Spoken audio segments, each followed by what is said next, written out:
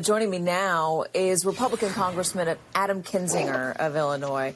Congressman, thanks so much for joining us today. At the top of the show, we played a soundbite from you over the weekend talking about how you're getting certified letters from friends and family saying that you've been possessed by the devil. I mean, that's got to hurt in a personal way. There's also a number of your colleagues, mostly Democrats, saying, and some Republicans, saying that they've been receiving death threats. They feel like their lives are in danger from those who vehemently support Donald Trump and think that the election was stolen. Are you getting that same amount of vitriol in that way as well? You do, and it's hard to tell, is that, do the majority of people feel that way? Don't they? Because again, if somebody's happy with you or agrees, they're not really seeking out to send those kinds of messages. But all that does to me is it really doubles down the importance of the mission of kind of restoring people's faith in the institution of government and in being optimistic about the future of their country, because we have peddled for too long in just darkness and division, and it's just created an untenable situation like we've all seen.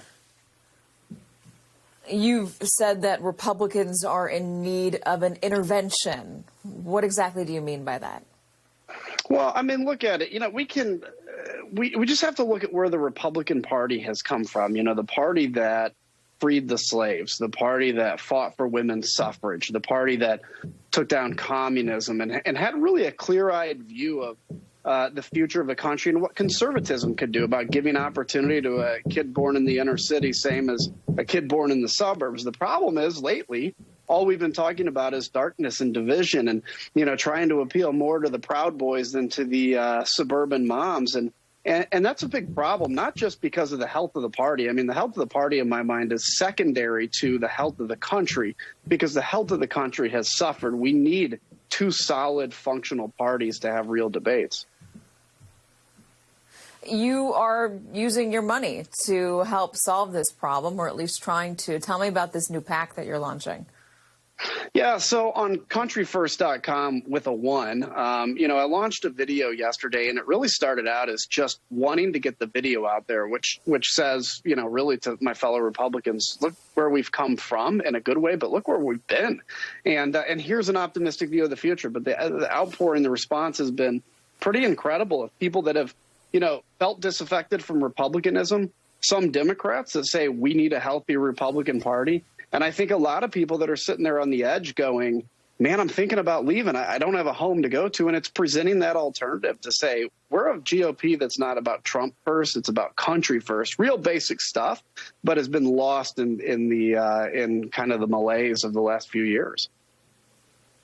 How confident are you of that? Because your colleagues are all running towards Donald Trump. I mean, there was a moment where there was some breakage. I mean, Kevin McCarthy stood on the House floor and said that Donald Trump bears some responsibility for what happened on January 6th. You had Lindsey Graham saying that enough is enough. He's done. He's out. And then he was on a plane with Donald Trump 2 days later. So it feels like the majority of the party is still firmly on the side of Donald Trump.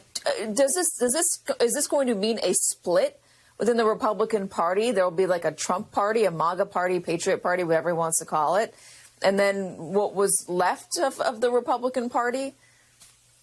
I hope it doesn't mean a split, but it may. And really after January 6th, that was kind of the impetus for me to launch Country First is, looking at the fact that on the 7th, we were wide-eyed and cleared about what happened. Donald Trump stirred, not just on his speech, but through the last few months, particularly, and even years, the foundation of lies which led to the insurrection.